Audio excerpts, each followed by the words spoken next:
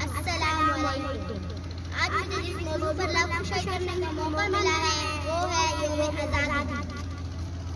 जनाब सदर, ये अर्ज़े पाक वतन पाकिस्तान, ये मेरा और आपका पाकिस्तान, ये पाकिस्तान कलमा तैयबा की जागीर, ये पाकिस्तान सूरत रहमान की तफसीर, ये पाकिस्तान लाखों बहनों की दुआओं की तासीर, ये पाकिस्तान उम्मत मुस्लिमा की तकरीर।